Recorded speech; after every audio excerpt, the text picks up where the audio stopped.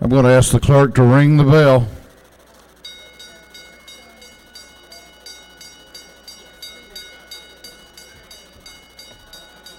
I just obeyed my wife. She wanted me to give you this little note. I don't know what it is, so. And you may not know.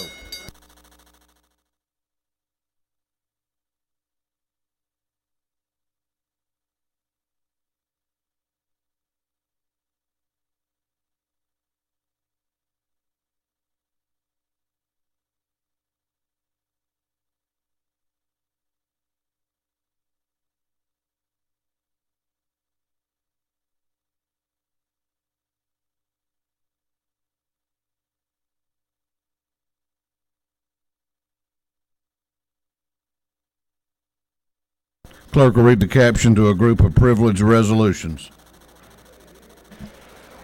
Resolution by Representative Lane of the 167th, commending and recognizing Jeffrey Lyndon Chapman.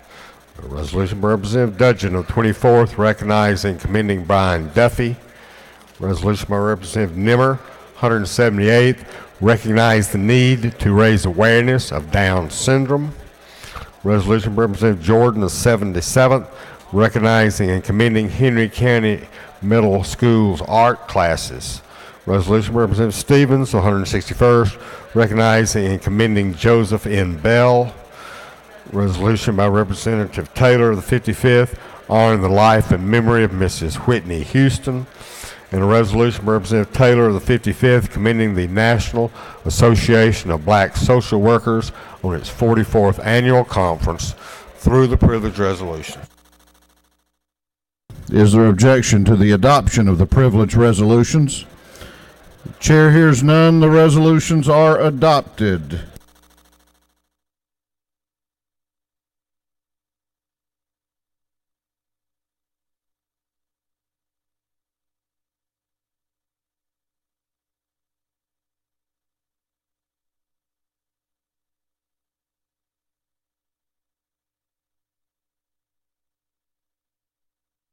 We're back on the rules calendar, and it looks like we have another rules calendar, a supplemental calendar. Clerk will read the caption to House Bill 1056. House Bill 1056. House Bill 1056 by Representative Battles of the 15th. Bill to be entitled 48, relating to ad valorem taxation, motor vehicles, so as to clarify the application of ad valorem taxation provisions consistent with federal provisions in the Service Members Relief Act. Provide for related matters. This bill having been before the House Committee on Ways and Means. The committee recommends the bill to pass. The bill is being read for the third time. Chair recognizes Representative Battles to present the bill.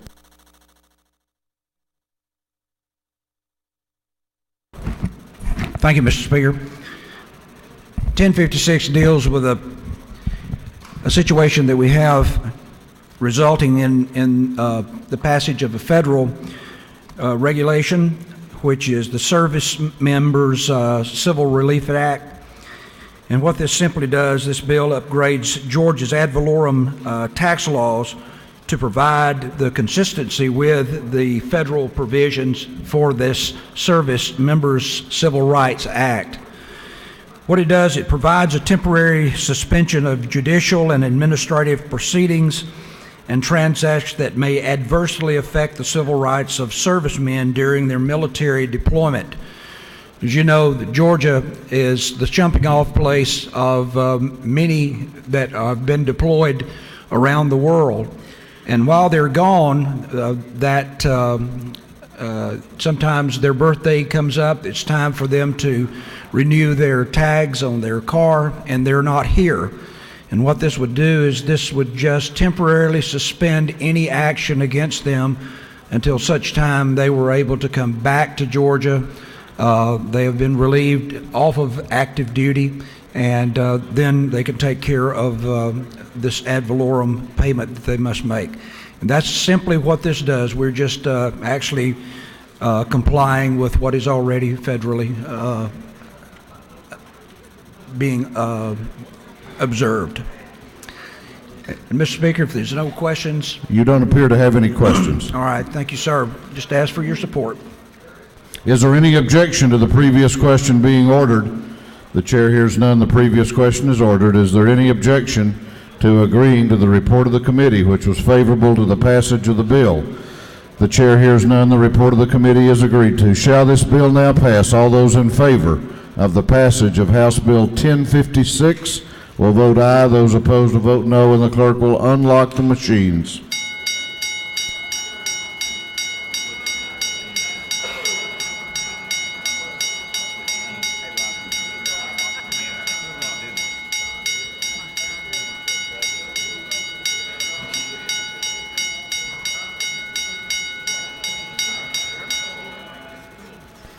Have all members voted?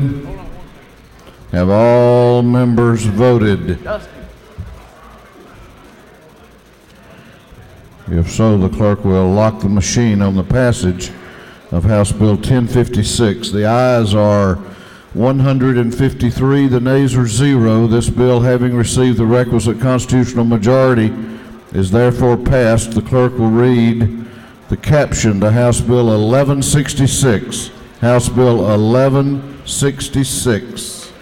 House Bill 1166 by Representative Atwood of the 179th. Bill will be entitled 33, relating to insurance, so to provide for individual health insurance coverage to children through child-only health plans, to provide for legislative intent, to establish a mandatory uniform open enrollment period, to provide for definitions, for guaranteed issue coverage regardless of health status, to provide for special enrollment periods for loss of coverage because of a qualifying event.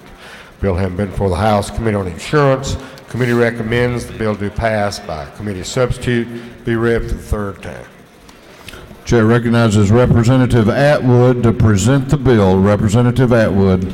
Thank you, Mr. Speaker. Ladies and gentlemen of the House, I rise in support of House Bill 1166. This is the child-only insurance bill. Right now, there are approximately 244,000 uninsured children in Georgia. And this bill would provide parents an additional voluntary, let me say it again, voluntary option for purchasing health insurance just for their child if they felt a need to do so. Who this will benefit is families who are financially ineligible for, let's say, Medicaid or Peach Care coverage that may need to purchase a child-only insurance in Georgia. Parents with employer-sponsored health insurance that may not include dependent coverage.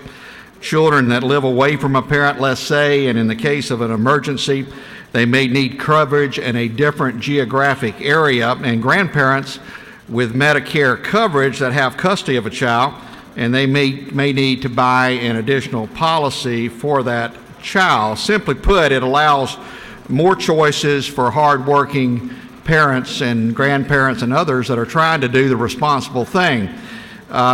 This bill has the support of the insurance carriers. They worked with us tremendously on this bill. The Georgians for a Healthy Future, the American Diabetes Association, our doctor organizations, and when we voted it out of the subcommittee in insurance as well as the full committee, both of them were voted out unanimously. So with that, Mr. Speaker, I will yield for questions. You have no questions. Thank you, Mr. Speaker. I yield the well.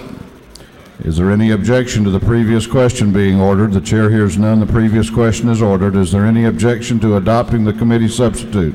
The chair hears none. The committee substitute is adopted. Is there any objection to agreeing to the report of the committee, which was favorable to the passage of the bill? The chair hears none. The report of the committee is agreed to. Shall this bill now pass? All those in favor of the passage of House Bill 1166 will vote aye. Those opposed will vote no, and the clerk will unlock the machines.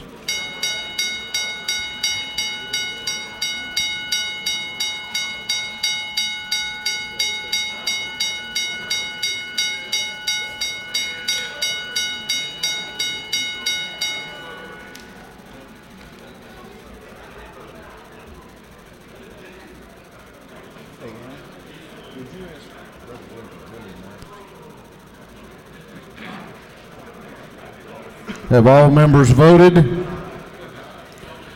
Have all members now voted? If so, the clerk will lock the machine on the passage of House Bill 1166. The ayes are 161, the noes are 1. The This bill, having received the requisite constitutional majority, is therefore passed. Before we leave the first debate calendar of the day, the chair announces that House Bill 1160 will be postponed to the next legislative day. You have on your desk a supplemental rules calendar for today. The clerk will read the caption to House Bill 846. House Bill 846.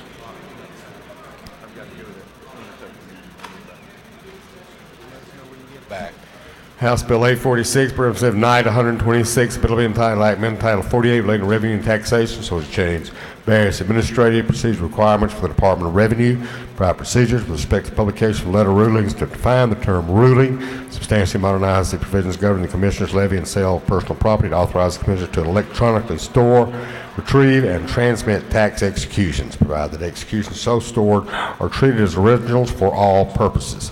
This bill having been for the House Committee on Ways and Means, the committee recommends the bill pass by way of a committee substitute. The bill is being read today for its third time.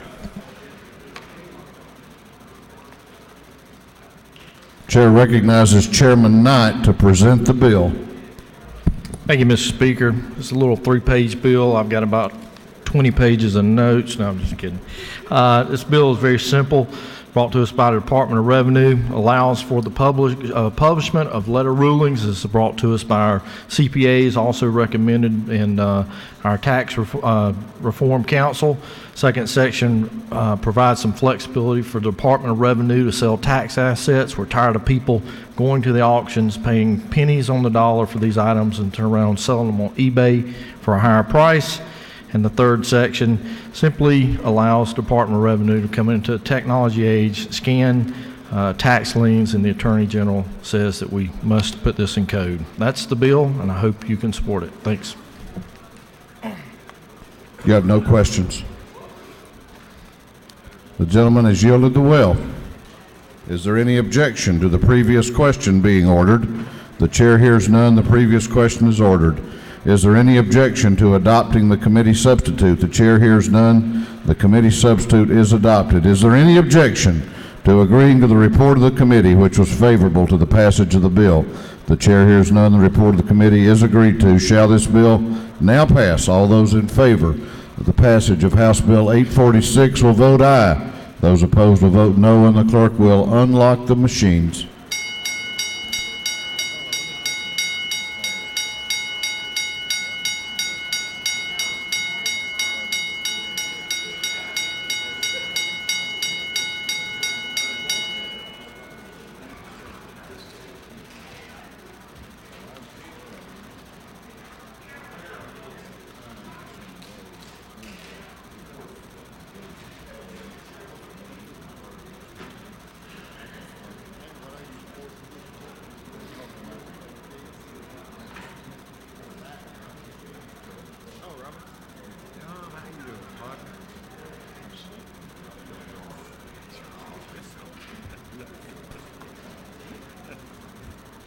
All members voted? Have all members voted? If so, the clerk will lock the machine on the passage of House Bill 846. The ayes are 159, the nays are 0. This bill, having received the requisite constitutional majority, is therefore passed. Clerk will read the caption to House Bill 743. House Bill 743. House Bill 743 by Representative Rice, 51st. Bill will be entitled Act Amendment Code Section 4893 relating to the motor fuel tax, so as to extend the expiration date for the exemption from the motor fuel tax for certain public transit and public campus transportation systems. The bill having been before the House Committee on Ways and Means, the committee recommends that this bill do pass. The bill is being read for its third time. Chair recognizes the Chairman of the Motor Vehicles Committee, Chairman Rice, to present the bill. Chairman Rice. Well, thank you, Mr. Speaker. This is a very simple bill. It's simply an extension of the motor fuel tax exemption for public transit systems and public campus transit systems. It's been in effect a couple times in terms of its sunset. I think it's been in effect for about 5 or 6 years. It's about $2.5 million. It's not even counted in the GDOT budget. And it's a great way for Cobb, Gwinnett, Fulton, Clayton, and bus systems and transit systems that use these fuels all over the state to recoup just a little bit on their operating expense. So, Mr. Speaker, if there's no questions, I would yield the well. And, don't appear to have any ask for your questions. consideration. Gentleman has yielded the well. Is there any objection to the previous question being ordered? The chair hears none. The previous question is ordered. Is there any objection to adopting the committee substitute? The chair hears none. The committee substitute is adopted. Is there any objection to agreeing to the report of the committee, which was favorable to the passage of the bill? The chair hears none. The report of the committee is agreed to. Shall this bill now pass? All those in favor of the passage of House Bill 846 will vote aye. Those opposed will vote no, and the clerk will unlock the machine.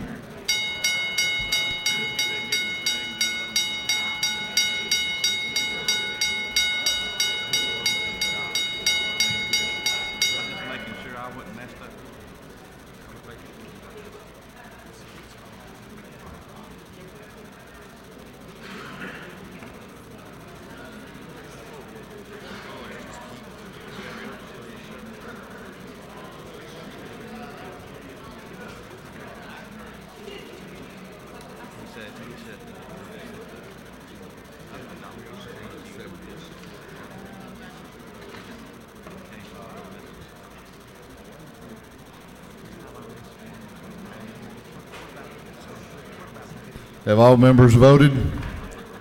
Have all members voted? If so, the clerk will lock the machine on the passage of House Bill 743. The ayes are 161, the nays are 0. This bill, having received the requisite constitutional majority, is therefore passed.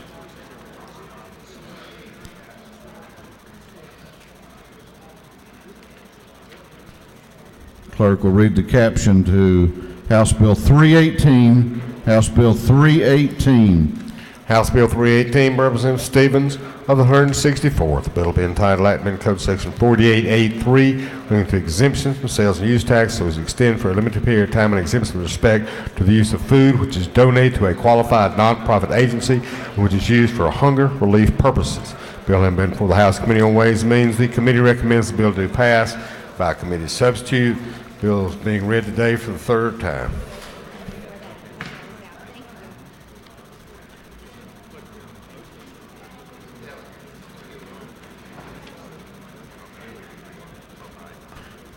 The chair recognizes Chairman Stevens to present the bill. Chairman Stevens. Thank you, Mr. Speaker. Ladies and gentlemen of the House, House Bill 318 is just a sunsetted bill that has to do with an exemption with respect to prepared food so that restaurants can donate their food to agencies for hunger relief without a penalty of sales tax. That is all it does, Mr. Speaker. If there's no questions, I'll ask for your favorable consideration. You have no questions. Is there any objection to the previous question being ordered? The chair hears none. The previous question is ordered. Is there any objection to adopting the committee substitute? The chair hears none. The committee substitute is adopted. Is there any objection to agreeing to the report of the committee, which was favorable to the passage of the bill? The chair hears none. The report of the committee is agreed to. Shall this bill now pass? All in favor of the passage of House Bill 318 will vote aye. All those opposed will vote no, and the clerk will unlock the machines.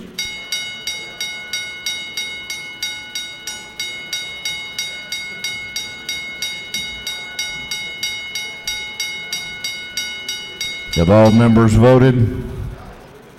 Have all members voted? If so, the clerk will lock the machine on the passage of House Bill 318. The ayes are 160. The nays are 0. This bill, having received the requisite constitutional majority, is therefore passed. Clerk will read the caption to House Bill 334. House Bill 334. House Bill 334 by Representative Stevens, 164th. Bill to be entitled Amendment Code Section 48A3 relating to exemption from sales and use tax to extend limited period of time and exemption with respect to certain sales of eligible food and beverages to a qualified food bank. Bill having been before the House Committee on Ways and Means. Committee recommends the bill to be passed by way of a committee substitute. The bill is being read today for the third time. Is that you?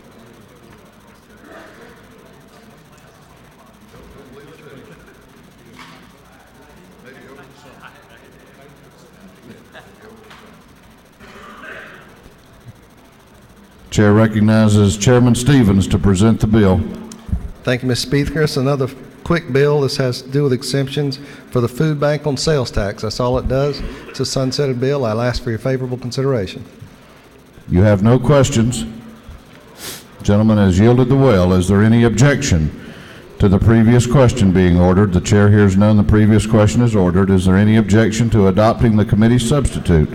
The chair hears none. The committee substitute is adopted. Is there any objection to agreeing to the report of the committee which was favorable to the passage of the bill? The chair hears none. The report of the committee is agreed to. Shall this bill now pass? All those in favor of the passage of House Bill 334 will vote aye. Those opposed will vote no, and the clerk will unlock the machines.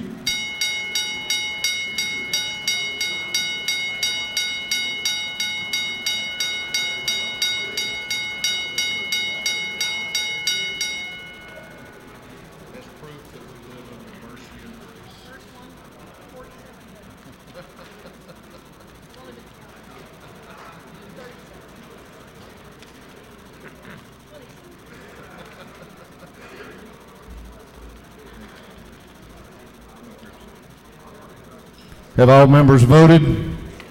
Have all members voted? If so, the clerk will lock the machine. On the passage of House Bill 334, the ayes are 157, the nays are 0. This bill, having received the requisite constitutional majority, is therefore passed. Clerk will read the caption to House Bill 535. House Bill 535. House Bill 535 by Representative Oliver, the 83rd. A bill to be entitled Act entitled 38 relating to war veterans' homes so as to authorize the Veterans Service Board to establish a fee for residency in a facility of the Georgia State War Veterans Home, provide for a waiver of fees based on economic need, rules, and regulations.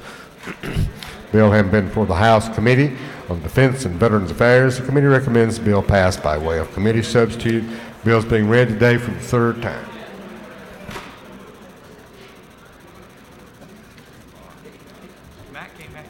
Chair recognizes Representative Oliver to present the bill. Representative Oliver. Thank you, Mr. Speaker. On behalf of the Appropriations Committee, I bring to you House Bill 535 that gives specific allowance to the Department of Veterans Services to accept a particular funding for patients in our veterans nursing homes. This bill will save between $3 and $6 million a year and will allow the Veterans Administration to determine by their own rules eligibility and determine whether or not they are able to free up monies in order to serve more veterans in the state if that is their wish. I ask for your favorable consideration in order to take advantage of this funding source that's available to our veterans at our nursing homes. Thank you, Mr. Speaker. You have no questions? The lady has yielded the will. Is there any objection to the previous question being ordered? The chair hears none. The previous question is ordered. Is there any objection to adopting the committee substitute? The chair hears none. The committee substitute is adopted. Is there any objection to agreeing to the report of the committee which was favorable to the passage of the bill? The chair hears none. The report of the committee is agreed to. Shall this bill now pass? All those in favor of the passage of House Bill 535 will vote aye. Those opposed will vote no, and the clerk will unlock the machines.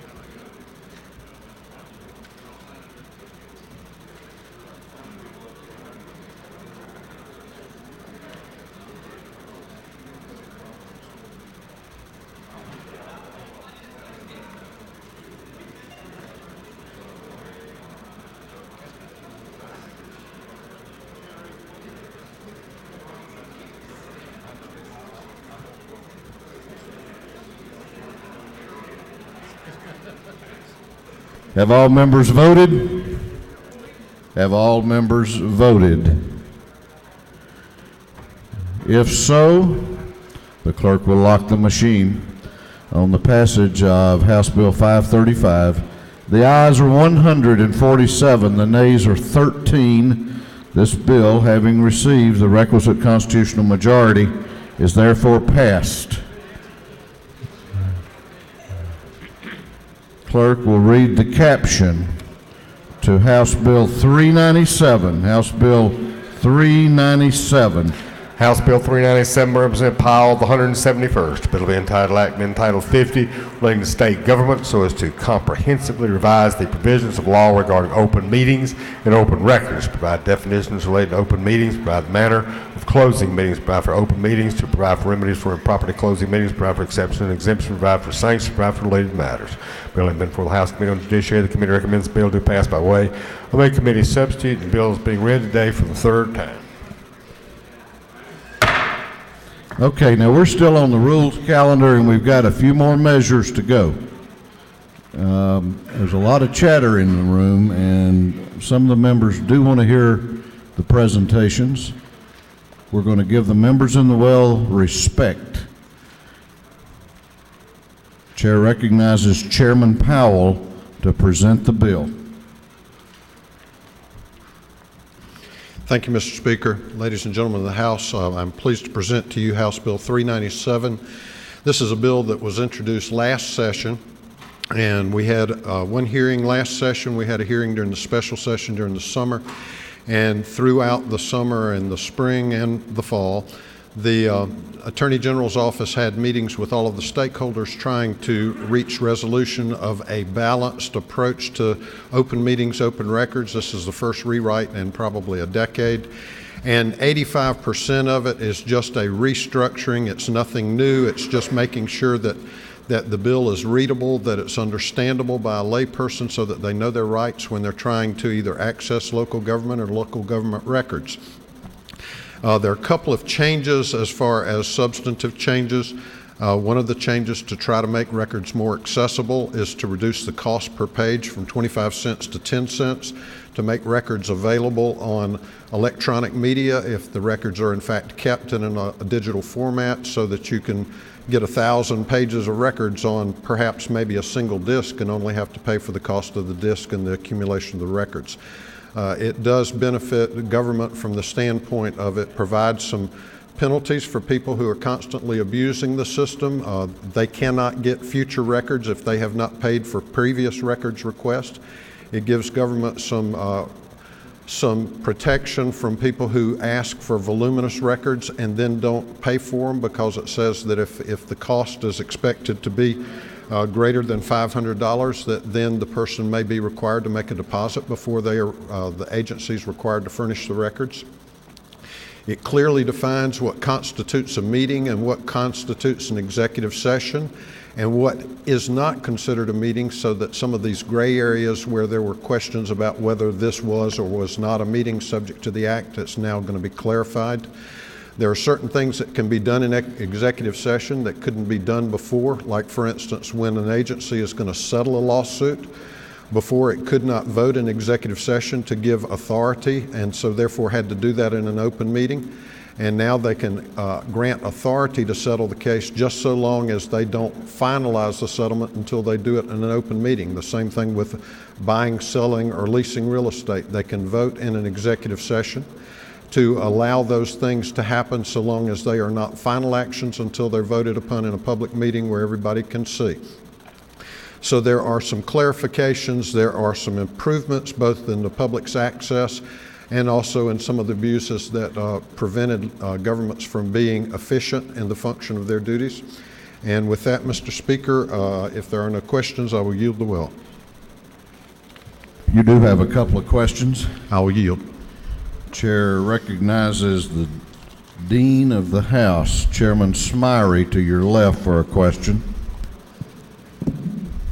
Would the gentleman yield? Yes, sir. Did I hear you say that in the in the open records section, when they go to get a copy of the bill, what was the charge? Was there a charge in this bill? It's 10 cents per page. It's currently in existing laws 25 cents a page. Right. All of us, in fact, we have a bill that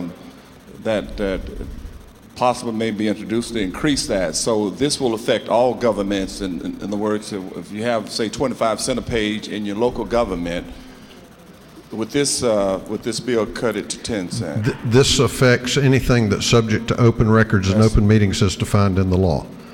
And so the law, I think the bill that you are talking about, if it's the one that I understand it to be, actually takes those records outside of open records, and so therefore that's one reason to look at it very closely.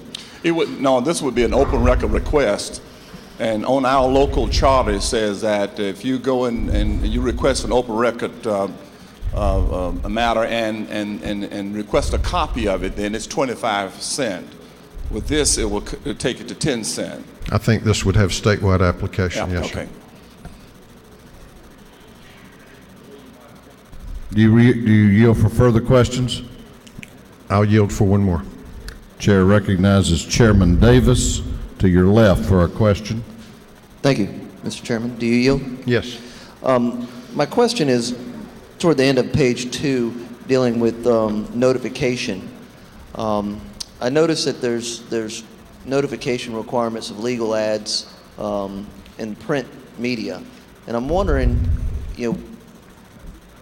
with technology today, when we're going to go to legal ads that are of website-based or email-based or some kind of electronic format, and do away with the written or print legal ad requirements.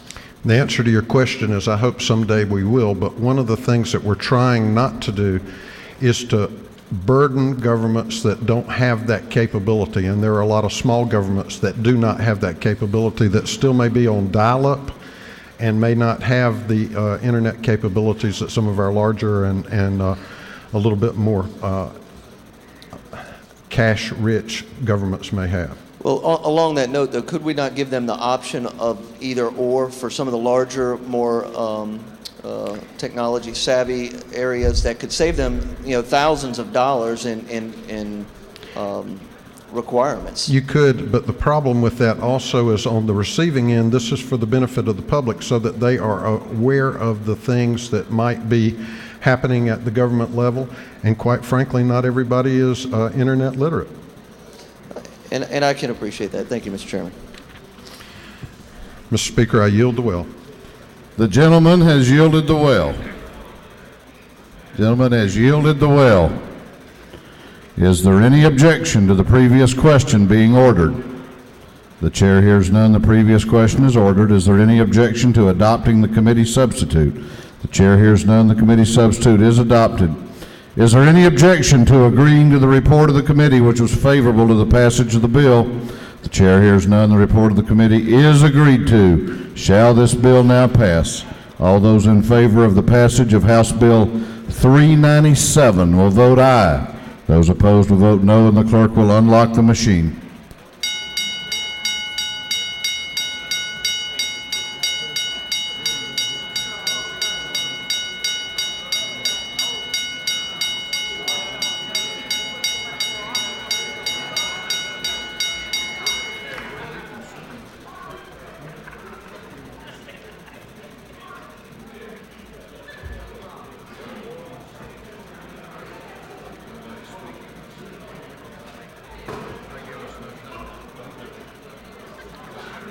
Have all members voted? Have all members voted? If so, the clerk will lock the machines on the passage of House Bill 397. The ayes are 154, the nays are 5. This bill, having received the requisite constitutional majority, is therefore passed. Clerk will read the caption to House Bill 717. House Bill 717. House Bill 717 by Representative House on the 170th. The bill being entitled Amendment Title 4 relating to dangerous dog controls will provide for criminal penalties for certain owners who fail to secure their dog, resulting in the dog inflicting severe injury or death on a human being, to provide for related matters. Bill has been for the House Committee on Judiciary and on Civil, Committee recommends this bill pass by way of a committee substitute. Bill is being read for the third time. The chair recognizes Chairman Houston to present the bill. Thank you, Mr. Speaker. I bring you House Bill 717, and this bill is to make the owners of vicious dogs responsible for their actions when they kill or maul another person. Every week, too, you read in the paper in Georgia where we've had a dog either kill someone or severely maul them. And this only is only for vicious dogs. And many of you might not know, but the Georgia Code describes what a vicious dog is. And a vicious dog means any dog that has inflicted a severe injury on a human being without provocation after the owner has noticed that the dog has frequently bitten, attacked, or endangered the life of another human being. And severe injury means that if you have broken bones, you're disfigured, lacerations, and multiple sutures causing for plastic surgery, then it's called a severe injury. This holds the dog owners responsible, and the penalty is you're a felon. You can be convicted of a felon if you kill or maul another individual. Thank you, and if there are no questions, I'll yield the well. You do have questions if you care to yield. I'll answer one question. Okay. I got a feeling the lady means that too. Chair recognizes the chairman of the Agriculture and Consumer Affairs Committee, Chairman McCall, to your right for a question. Lady Yield, please. Yes, sir. I just would like to make absolutely sure that nothing in here is talking about banning any breed or anything like that in the state of Georgia. No, this doesn't have anything to do with any breed of dogs. This is if you have a dog that mauls or kills another individual and you have been given notice that it is dangerous, then you can be held responsible for that dog's action. Thank you for asking that question about the breeding. Thank you. The lady has yielded the well. Is there any objection to the previous question being ordered? The chair hears none. The previous question is ordered. There is a minority report. However, the chair understands that the signers of the minority report both have waived their time and do not wish to speak to the report. Is there any objection?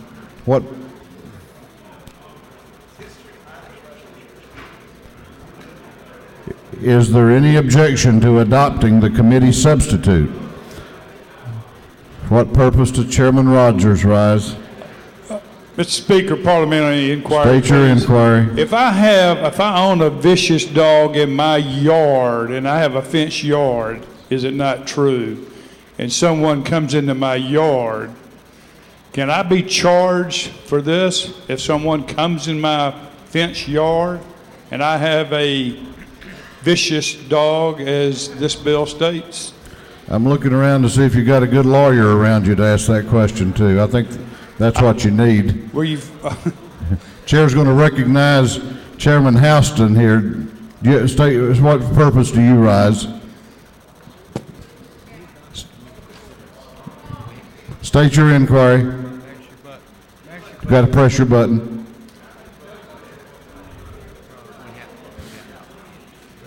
Thank you. I think if you'll read on in the code when it's describing... Are you stating a parliamentary inquiry to the chair? Parliamentary inquiry, Mr. Speaker.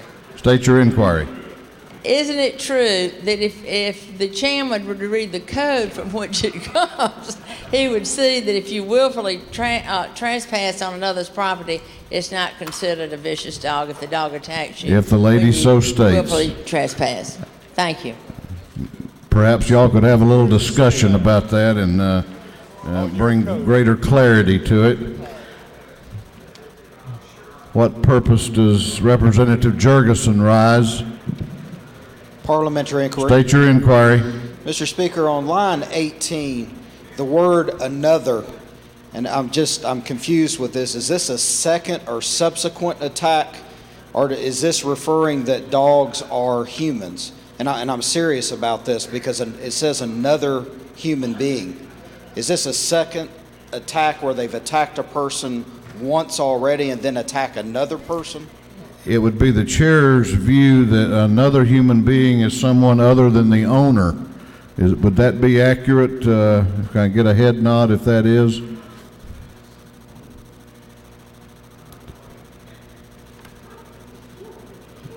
I think that's what that means. Do you have a further parliamentary inquiry? No, sir. Thank you. Okay. What purpose does Chairman Dollar rise? Parliamentary. State your inquiry. Mr. Speaker, would it be possible for the author, if she was inclined to come back to return to the well and answer some questions, as isn't it true that there are some of us with serious questions that want to vote for this bill but just don't have the information? I'm going to let you put your microphone away and go over and ask her that. And if she wants to, fine, and if she don't, that's fine too. What purpose does the minority leader of the House rise? State your inquiry. Is it not true that, with all due respect to the gentle lady authoring the bill, it is true that a vicious dog cannot become a vicious dog if someone trespasses onto your property, but once the dog is deemed to be a vicious dog, under the terms of this bill, we now create strict liability, and under the scenario that Representative Chairman Rogers introduced, that dog would indeed be subject to this penalty in the future. So if you have a vicious dog and someone comes onto your property, even if you have done your best to preclude someone from coming into your property, if that dog again attacks, you're indeed liable under this new statute. Well, I'm sure the lady believes that to be true, and I'm sure that as a very distinguished member of the Judiciary Non-Civil Committee raised that point in committee. What purpose does Chairman Martin rise? I'm going to take one or two more of these, and then we're going to vote it. Parliamentary inquiry. State your inquiry.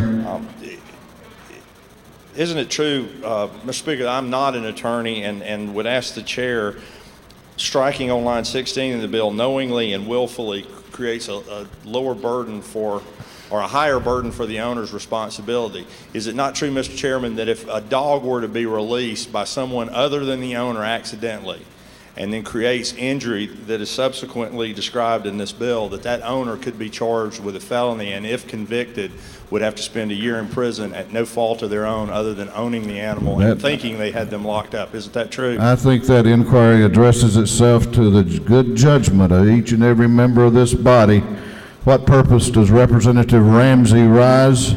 Parliamentary inquiry. State your inquiry. Is it not true that what we're talking about is requiring the owner to comply with the requirements that are placed on a vicious dog, which includes keeping it in a proper enclosure, keeping it locked up? And if somebody came on their property via a trespass, the owner would not be out of compliance with the provisions of the article and thus not subject to liability that we're seeking to impose here. I think that is correct. And further parliamentary inquiry, Mr. Speaker. State your inquiry. Is it not true that vicious dogs are dogs that A, have already shown the owner a propensity to attack or have already bitten somebody else, then attack somebody, maiming or killing that person? Only then can you be classified as a vicious dog. And in the third instance where this dog maims or kills somebody, we're asking that the owner be subject to serious criminal consequences for that action. I think that's a good summary of the bill. And with that, we're going to vote. Is there any objection to adopting the committee substitute? The chair hears none. The committee substitute is adopted. Is there any objection to agreeing to the report of the committee, which was favorable to the passage of the bill? The chair hears none. The report of the committee is agreed to. Shall this bill now pass? All those in favor of the passage of House Bill 717 will vote aye. All those opposed will vote no, and the clerk will unlock the machines.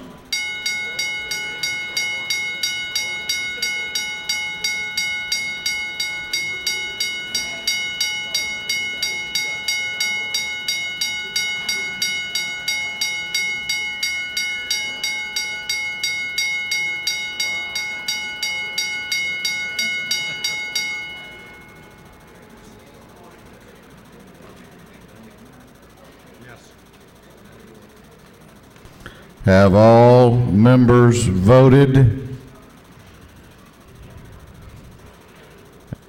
Have all members voted?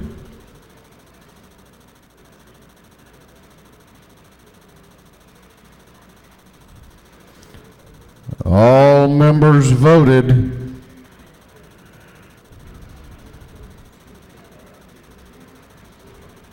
If so, the clerk will lock the machine on the passage of House Bill 717. The ayes are 82, the nays are 73. This bill, having failed to get the requisite constitutional majority, is therefore passed.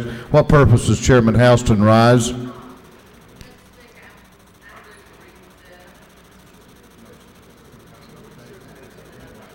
For reconsideration.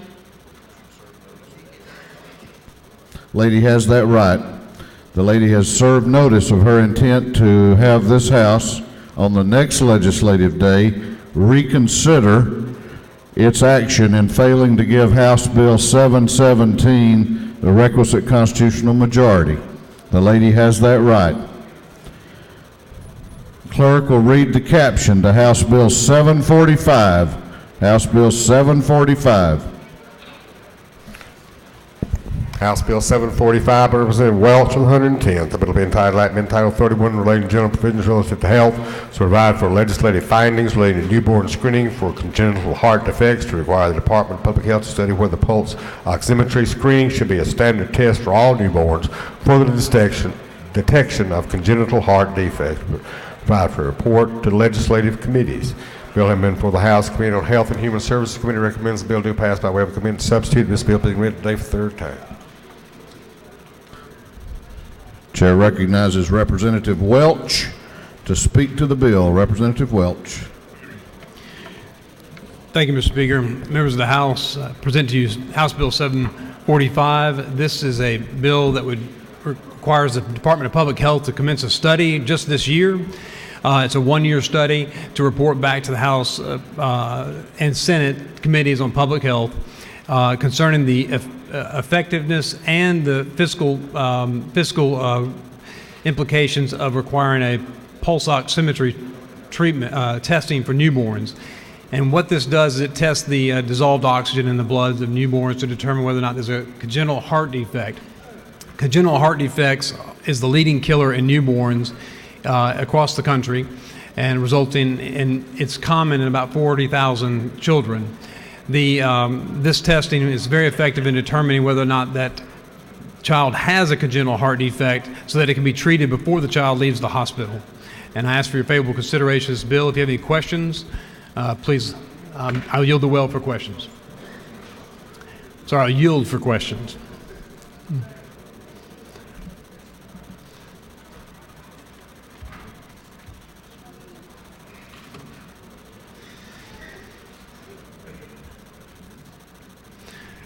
You have no questions, Representative. I yield the well. Thank you. I'm sorry, you do have a question. Do you yield? I yield for the question.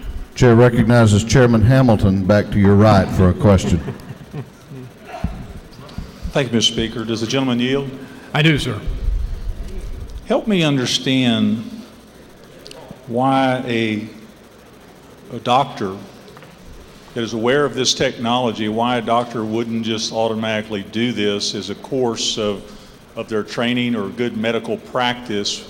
Why does the government have to get involved and determine that a study needs to be done to then turn around and show the doctors why they would need to do this? I'm really just trying to understand what the purpose of this, of what this is. Yes, sir, it's a good question. The purpose of this is to increase public awareness within the hospitals and the doctors across the state. The pediatric doctors in the state have endorsed this bill. As you can tell from Children's Healthcare has done so as well. The awareness is lacking in the utility of this particular test. It is not being done in every hospital in Georgia where we have a high degree of births. So in this, we're hoping that the study will result in more awareness of the issue and allow them to make that decision that's better for their patients. Also, by increasing the awareness, it also allows for patients and parents to perhaps ask for this as a part of the screening before they leave. Thank you. Would the gentleman further yield? Yes, sir. And I know this is a very serious issue, and I'm really trying to get to the bottom of it.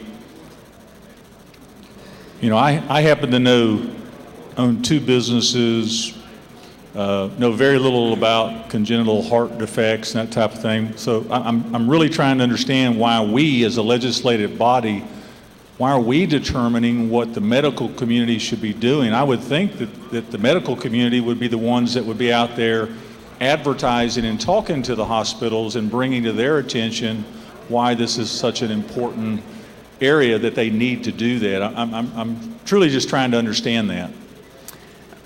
I think that this study bill, it doesn't require any mandate at all, other than that the department take the time to determine whether or not there is a fiscal benefit to the taxpayers of the state of Georgia that this screen be done before children leave the hospital. What happens is the child would leave the hospital, has a congenital heart defect that was not detected, goes home, and one of two things happens to that child. The child either dies or the child is rushed back to the hospital for emergency open heart surgery. This study would increase the awareness of that particular heart defect and also increase the awareness of utilizing this particular testing methodology that is very inexpensive. $5 to do the test, takes about 5 minutes. That can be done to detect those children before they leave the hospital. So I believe the study will help to increase that awareness and hopefully help those doctors that are not doing it see the importance and the value of doing that. So that's the purpose of our bill. Thank you. Thank you, Mr. Chairman. If there are no other questions, I yield the will. You had other questions. If you care to yield. He does not yield.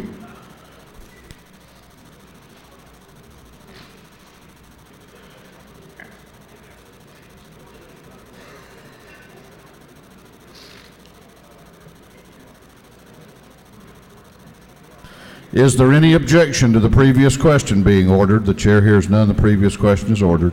Is there any objection to adopting the committee substitute? The chair hears none. The committee substitute is adopted. Is there any objection to agreeing to the report of the committee, which was favorable to the passage of the bill? The chair hears none. The report of the committee is agreed to. Shall this bill now pass? All those in favor of the passage of House Bill 745 will vote aye. All those opposed will vote no, and the clerk will unlock the machines.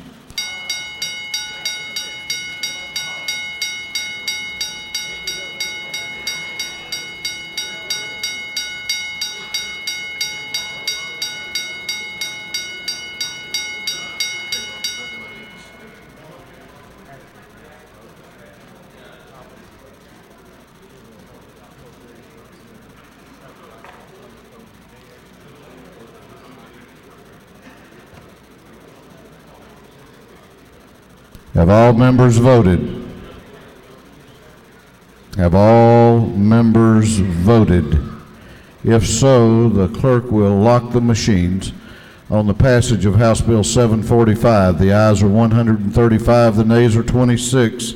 This bill, having received the requisite constitutional majority, is therefore passed. If you have an announcement, don't come now, but just be ready to come after the next bill and see the messenger.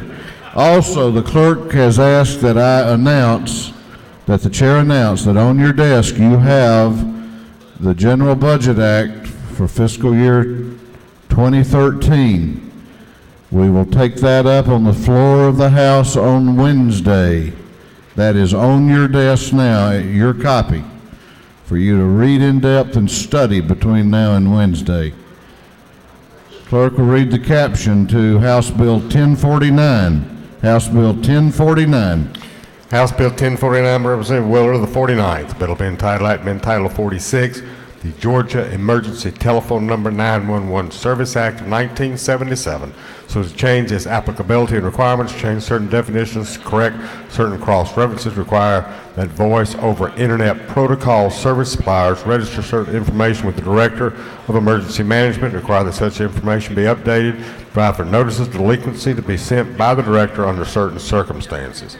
Bill having been before the House Committee on Energy, Utilities, and Telecommunications, recommends the bill pass by substitute. This bill is being read today for the third time. Chair recognizes the chairman of the Judiciary Committee, Chairman Willard, to present the bill. And Parliamentary Inquiry, Mr. Speaker, this is the last bill I believe you said for the day. This, ladies and gentleman, gentlemen, is correct. This is a bill that's wanted by your local government, cities and counties. Remember last year we had a bill that addressed some 911 fees, and the money was coming into the state. That 75 cents paid for prepayment of telephone service, and it went in the general fund, never went back to your local governments. We corrected that. In the process since then, we found out one of the major suppliers of telephone sees themselves as being a prepaid type service. They're actually a monthly service. They're a major provider of telephones. This is to close what is, I consider, a loophole, the way they've interpreted the fact that there is a normal charge of $1.50 per month. They're only paying 75 cents per month and not the regular $1.50. So that's what Section 1 does. It redefines what a prepaid telephone is. Section 2 deals with what is known as the Voice over Internet Protocol. There is no way that we know who may be doing business in the state of Georgia providing Voice over Internet Protocol service, and practically every business now uses that as a way of providing their phone service, as well as do a lot of homeowners. All we're asking to do is have them register with the Emergency Management Office so that we are aware who's here, so we can notify them. They are required, as all phone providers, to collect and pay, remit the $1.50 per telephone per month to your local governments for that need that all of them have for 911 service. If there's no further questions, Mr. Speaker, I will gladly yield the well.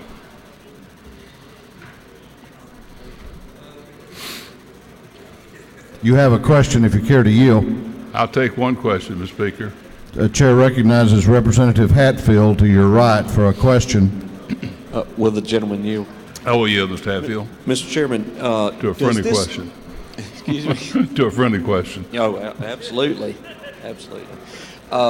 Does this bill provide for an increase in the fee? You were talking Not at about all. 75% fee and then one. Doesn't require any, doesn't bring about any increase. What we're saying is there's a company that's interpreting this prepaid service as being applicable to them.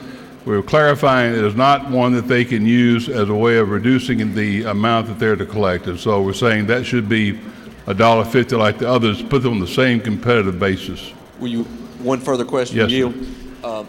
So this really affects just one company? Well, I know of one company. There may be others billing this way. I'm not sure throughout the state. There's one that does it, what's called a monthly bill. You pay it in advance. They require you to give a credit card number, a credit card account, and they automatically bill your credit card each month as opposed to sending you a bill at the end of the time.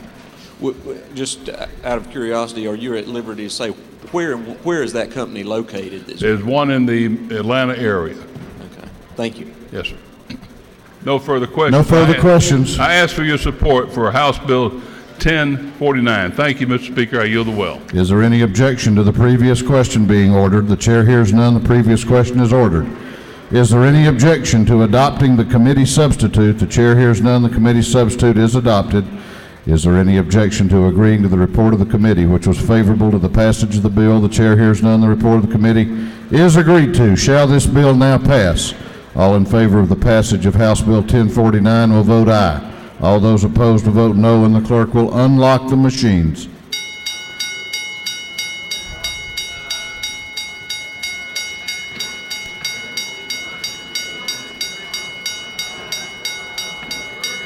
Okay, you can start coming down to sign up for announcements if you would like to. Have all members voted? Have all members voted? If so, clerk will lock the machines.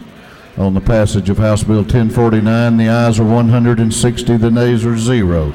This bill, having received the requisite constitutional majority, is therefore passed. All right, let's stay at order here for just another minute or two.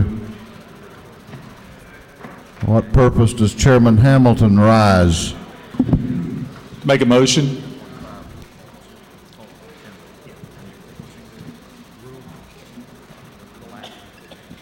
State your motion.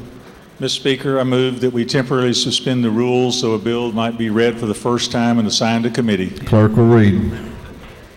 Bill by Representative Hamilton, 23rd, a bill to be entitled Act of an Act providing numbering positions, membership on the Cherokee County Board of Education.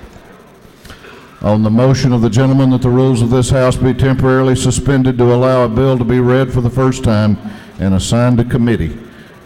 Is there objection? The chair hears none. It is so ordered. Intergovernmental coordination. All right, now we've got a few announcements. You might want to listen up. We are looking ahead to our next day, which will be Wednesday, Legislative Day 30, this session. Legislative Day 30. Chair recognizes the chairman of the House Rules Committee for an announcement. Thank you, Mr. Speaker. Rules Committee, I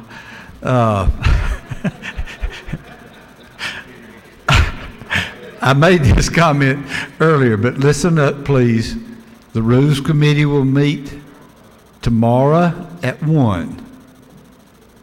The Rules Committee will meet Monday morning at 9. 9 on Monday, 1 on tomorrow. Wednesday, 9 tomorrow. What, who's doing this?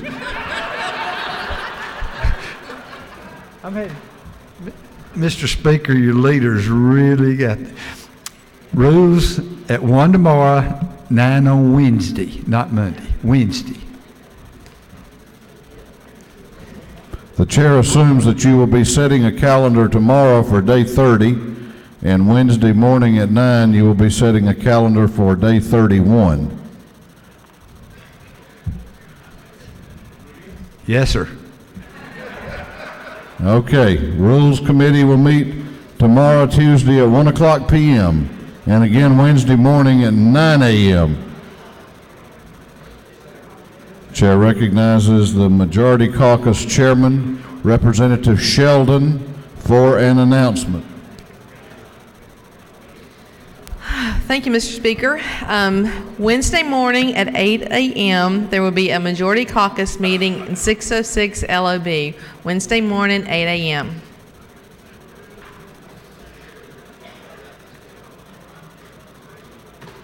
Chair recognizes the Chairman of the Ways and Means Committee, Chairman Chanel, for an announcement. Thank you, Mr. Speaker. The Ways and Means Committee will meet tomorrow, Tuesday, at 3 o'clock in 606 CLOB. Chair recognizes the Chairman of the Special Committee on Small Business Development and Job Creation, Chairman Knight, for an announcement. Thank you, Mr. Speaker. The Special Committee on Small Business Development and Job Creation will meet tomorrow morning, 10 a.m., 506 LOB. We will be hearing testimony from citizens across the state, again, talking about regulations. Thank you. Chair recognizes Representative Buckner for an announcement. Thank you, Mr. Speaker. House Democratic Caucus will meet Wednesday morning at 8 a.m. at 514 the CLOB. Wednesday morning, 8 a.m., 514 in the Coverdale Legislative Office. Chair recognizes Chairman Davis for an announcement. The Committee on Information and Audits will be meeting Thursday at 11 for you out-of-towners, so you can prepare for that. Thursday at 11. That completes the announcements. Madam Minority Leader, do we have any further update on Representative Bruce? Okay. I'd ask you to continue to keep Representative Bruce in your thoughts and prayers as we learn additional information about his condition. Speaker's office will get that out to you by email. What purpose does the Majority Leader rise? Mr. Speaker, I move this House now adjourn until 9:30. Let me repeat that because I said 9 o'clock earlier. but we will return at 9:30 a.m. Wednesday morning, March the 7th, 2012.